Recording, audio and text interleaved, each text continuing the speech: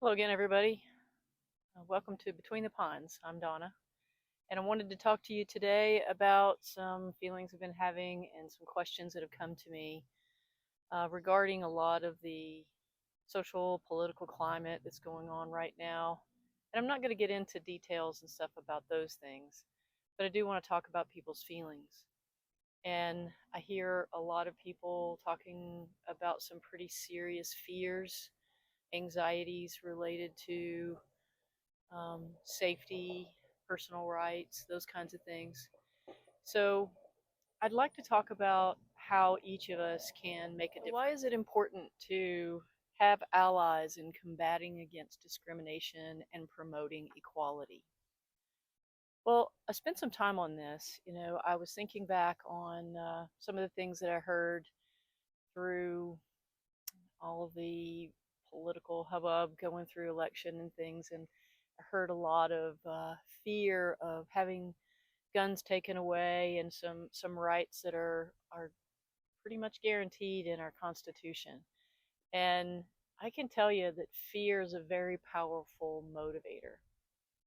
What I'm having trouble understanding is how any individual or any group can understand that, can experience their own fear of loss of some right and not equate that to personal safety, having a home, being able to hold down a job, being able to get appropriate medical care, being able to make choices about your own body. These are big, big things that if we want to fearmonger or whatever they want to call it, um, this fear is real. These are things that we are seeing happen. This is not, this what if scenario. We are seeing these things happen in today's world, and it's impacting real people. So, when we think about making a difference, it's important to know what's actually going on in our communities, what's happening to people. One of the things that I'm seeing and I'm hearing a lot about is an increase in hate speech. We've seen over the last few years this, I'm just going to call it a phenomenon because it blows my mind, of people acting badly, being hurtful, harmful, rude, crass, aggressive, violent toward other people when, when I was growing up, I, again, I'm from the South, so if any response didn't say, yes, sir, or thank you, ma'am, you were rude, and so it's really difficult for me to comprehend this level of rudeness. And this is beyond just somebody, you know, not having good manners. These are hurtful things that are having people question their personal safety, their ability to live a free life, their ability to walk through the world without fear of being harmed. And that crosses a line. So, when we're talking about special groups, I'd like to focus on the LGBTQ plus community. And I have some feelings and concerns about other areas as well. But today, that's where I'd like to focus my attention with transgender youth being denied affirming care. This exacerbates issues with women's health care, where women are just traditionally not listened to, not heard, that their healthcare issues are not taken as seriously or not studied as well, that this is just an ongoing problem that is now being exacerbated by all these rules and laws that are saying that women can't have choice over their own bodies. And that is definitely showing up in our LGBTQ plus communities as well. LGBTQ plus people are 4 times more likely to experience violence, a violent, aggressive act, a violent um, harm to them than the average population. And this includes rape, sexual assault, aggravated assault, simple assault. And what's most mind blowing to me about this is that they are more likely to be victimized by someone that they know well. We're talking family members, friends, neighbors, coworkers, church members. I'm a little befuddled by that concept that someone that we know, who knows our virtues, who knows our morals and beliefs and our walk, our daily walk, and how we treat people. I'm not I'm not grasping the concept of um, permission to harm somebody. LGBTQ plus people are 2.5 times more likely to be victimized by strangers. Now, the non LGBTQ community can do certain things to improve their safety, like being more choosy, making better choices in the people that they're around and the places that they go. But the statistics that say that an LGBTQ plus person is more likely to be harmed by someone that they know limits that choice. If you have to be afraid of the people that you care about, the people that know you, where are you supposed to go? How are you supposed to avoid that? Prejudice is also an issue. And this is something that is personal to me in my life. Let's see if I can adjust this just a little. I've got shadow creeping in on me. As a 20 something and working my way through undergrad, um, that was a time when we couldn't openly, at least not here where I live, we couldn't openly talk about relationships. We couldn't talk about our identities of anything other than cisgender heterosexual, um, which for some of you who may not know, that just means that you identify with your birth gender and you are sexually attracted to the opposite sex. So anybody outside that, we were what they called closeted. And language had to change. We would say things like, instead of my girlfriend or my, we couldn't say wife, we weren't allowed to get married. We, instead of boyfriend or husband, we used terms like friend and roommate to cover relationships. And if talking about being in a relationship with someone, we couldn't use gender pronouns at all other than they, them. And it meant something different then than it does now. It was just a generic term to not give away who we were. And it feels like that's what the world's asking, is that everybody pretend to be the same to make everybody comfortable. Well, that doesn't make everybody comfortable, because we're having to hide, we're having to stifle, we're having to deny who we are. We're not being able to be free in our relationships with the people that we care about. And what that looks like is, again, young adult, in college, all the way back to high school, and realizing my sexual orientation, I withdrew. I didn't talk to anybody, including my family, because I believed that they would shut me out, that I would be disowned, that I would be kicked out, that I would lose everyone dear to me. That is a tremendous amount of fear to live under. What that has done as I have grown up and my life has moved on, it has become ingrained in my personality, so that it is difficult for me to trust people. It is difficult for me to open up about my thoughts and feelings in my life. Um, Still to this day, I have a wonderful relationship with my mother, and my father also knew about me before he passed. But that still was a barrier between us. I was never open. I would never share intimate personal thoughts and feelings or issues in relationships, or if it wasn't a happy story that everything's fine and going well, then they didn't know anything about what was going on in my life at all. And it's pretty much still that now, despite the fact that I want there to be a closer relationship. I just don't know how to do it. And I'm working on that. Part of that is when you're other of any sort, you learn how to read people's micro expressions, things that they may say in jest, jokes that they make about maybe a gay person or something like that. So that kind of lets you know what their thoughts and feelings are about who you are. So again, it puts that barrier up between us and other people.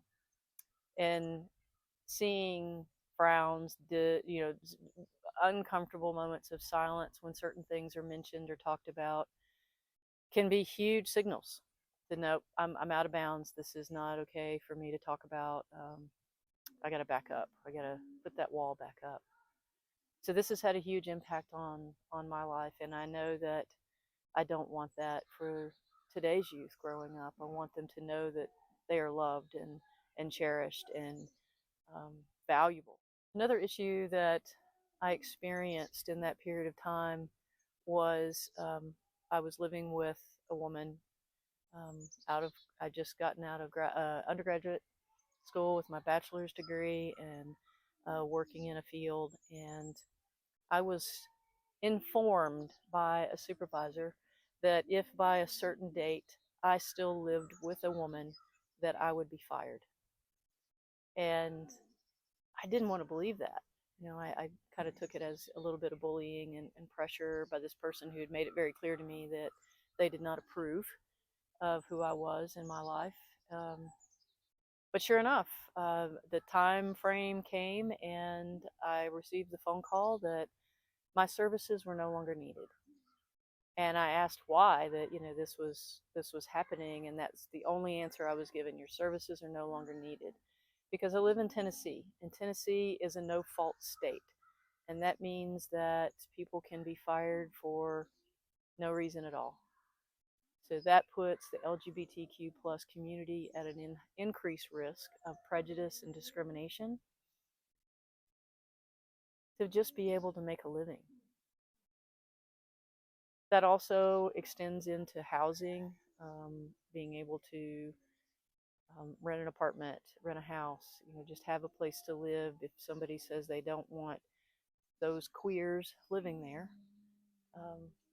what are we supposed to do? Where are we supposed to go? So how can you amplify your voice as an ally to the LGBTQ plus community? Well, this can look many ways. You can take on as much or as little as you want, but the most important thing I would say is to create a safe space.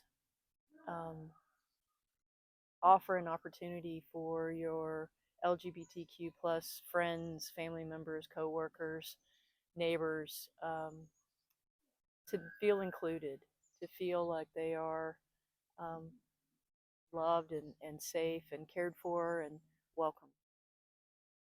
Use correct pronouns. And this has been something that has changed in the last few years. We're seeing more gender fluid acceptance and people not feeling comfortable just being boxed into a pre-identified or predefined identity. And so we started seeing the pronouns they, them come into play. And at first, this was very uncomfortable for me because, again, in my early years, they, them was a way of hiding my partner. And they, them was grammatically incorrect. But that's part of showing my own bias. And that's something that we can also do, is we can check ourselves. We can learn more about what our biases are. How can we step outside our own comfort zone and learn to be better and do better instead of expecting the world around us to conform to the things that make us comfortable. Challenge discriminatory language. So those gay jokes that I talked about earlier, that's not okay. And we have to speak up and say that that's not okay. Because any language that is being used, whether it's jokingly or not, that is aimed at degrading, demeaning another person, whether it's a fat joke or uh, an intelligence joke or a gay joke or whatever, it's not funny. It's abusive. This is a form of language that is uh, used to justify being harmful and to minimize the harm that it causes. So, as advocates, as allies, we have to speak up to those people and say, that's not funny. What did you mean by that? And turn that back around so that we can learn how to be funny without hurting other people. It's also important to support LGBTQ plus businesses um, and community organizations. Something that has been a just heartwarming thing for me to see is to come from that time in my life of being so closeted and so isolated socially and trying not to stand out for fear of being harmed, was to start seeing pride, the rainbow, gay flags, LGBTQ flags, and now there's a whole variation depending on different groups. But to see a flag in a storefront window or the little sticker that shows the rainbow image, and that just says you're welcome here, and that the world accepts you, this world accepts you, that you know in here you're not other, you're welcome. That is profoundly impactful to me as an LGBTQ plus person, um, to still to this day see that in my local community. I think it's important for us to educate ourselves on LGBTQ plus history, um, because when we fear being harmed, and I mean raped, assaulted, murdered, um, this doesn't come from an imaginary what if. These are things that we have seen in our history. We have seen our brothers and sisters, um, our gay families, uh, burned to death in bars. We have seen them beaten to death and left tied to fence posts in fields. Um, Recently, in the last few weeks, we have seen a young person lured to a situation where they were tortured, raped, and murdered. So these things are not imaginary. This is happening. It has happened. As an LGBTQ plus person, I have been fired from my job. I have had things thrown at me. I've had things sprayed on me. I've had things screamed at me from car windows as I walk down the street. Yeah, it's real. So advocate, vote for policies and laws that are inclusive, protective, and promote equality. That there is absolutely no reason why we should be targeting any group of people in such a harmful, hateful way, um, for any difference. I mentioned the pride symbol, the rainbow colors that you see a lot of times, and I hear a lot of people question, why do they have to do that? Why do they have to have a pride event? Why can't, you know, and it's this is peaceful protest. This is our LGBTQ plus people, our communities coming together and saying, hey, we're here, we matter, we count, we don't want to be harmed and discriminated against and prejudiced. Um, it's a way of speaking out, but it looks like a celebration because we do celebrate who we are. We do celebrate each other. We have a good time. But at the same time, I'm not going to be in the closet anymore. I'm not going to hide from the world that I live in, that I am a part of. And that's all we're asking for, is to just be a part. I would say it's important to, as an ally, to listen, to take the time to learn about what our thoughts and fears are, what our life stories have been. Um, I've shared with you some unfortunate events, traumas that I've experienced as a LGBTQ plus person. And the majority of the people in my life don't know that. They don't know any of those things.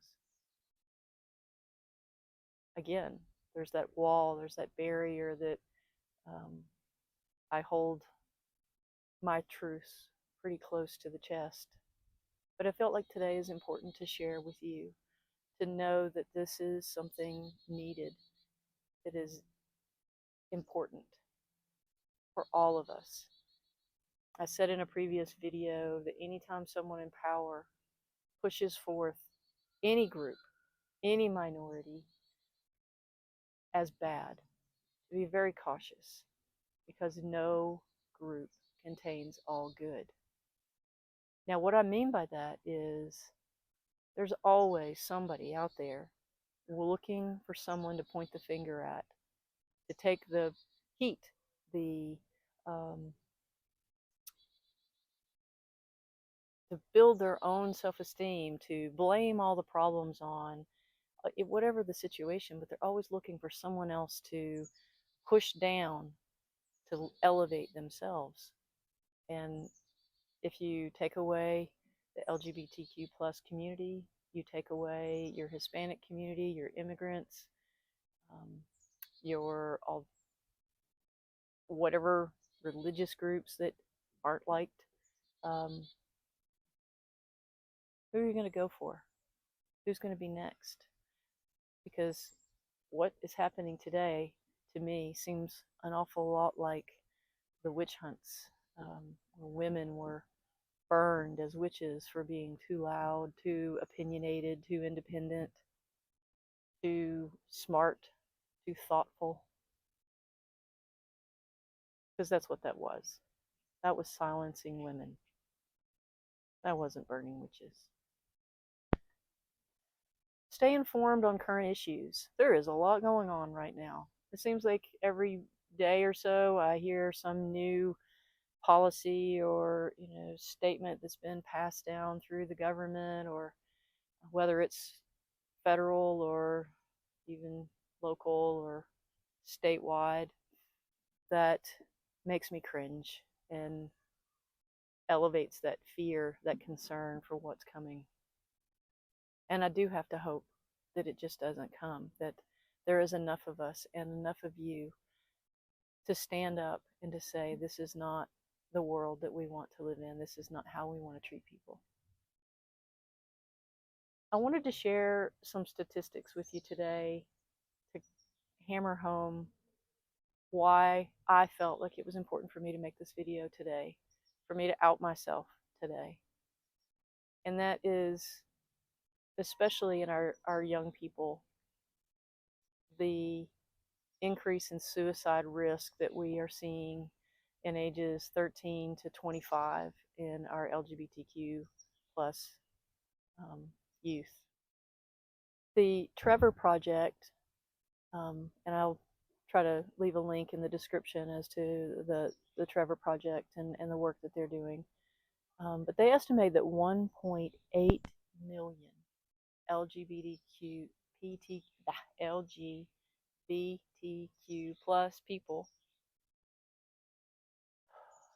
consider suicide every year. 1.8 million. Think about that. That's just the US. That's not even the world. That's just here. It's estimated that 1 in 5 LGBTQ people attempt suicide every 45 seconds. That's a lot of kids. That's a lot of young people that aren't feeling heard, loved, validated, accepted, who aren't feeling like they have a place, a purpose, a life. Now, I want to be clear that LGBTQ plus people are not at higher risk of suicide because of their identity, because of their sexual orientation or gender or any of those things. They're at higher risk because of how they're being treated. They're at higher risk because our government is taking away their ability to do the things that they need to be themselves. Their freedom of choice is being taken.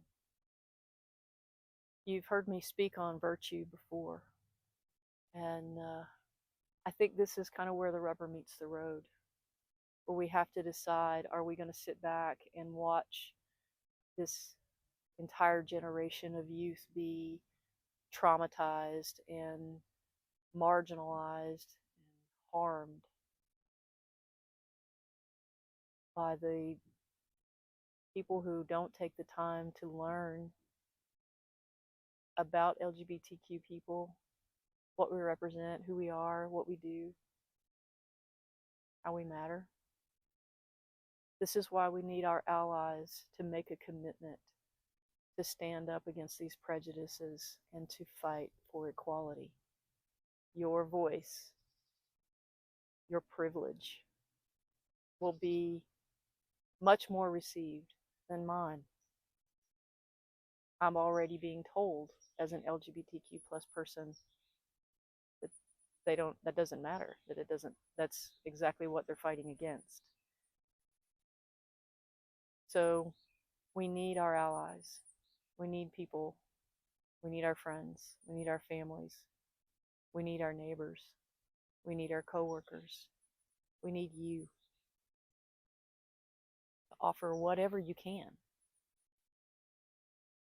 If it's a rainbow sticker on your mailbox to show your neighbors that they're welcome there, buying your coffee at an LGBTQ run, owned, or affiliate business. Those small things matter. I want to thank you for listening this far and for taking in this information. I want to assure you that you can make a difference. I was one of those youth. In high school, I came very close to ending my life. And I'm very, very glad for the one person who stood up for me, who said that I mattered, who let me know that I was not alone. I have never forgotten that. And I am glad to have had the life that I have had. And I hope that I have made a difference for others along the way as well. Thank you for listening. Thank you for caring. Thank you for making a difference.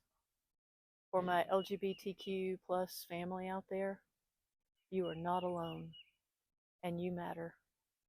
You have so much more to offer. I can't wait to see what you do. If you need support, please reach out. I'll put some things in this description for some support services that are out there, and some other links for some of the statistics that I shared today, because I didn't make this stuff up. I know I mentioned the Trevor Project, but there was some others. I think the UCLA School of Law, something like that. It'll be in there. But again, thank you. Please do what you can. We can all make a difference. See you next time.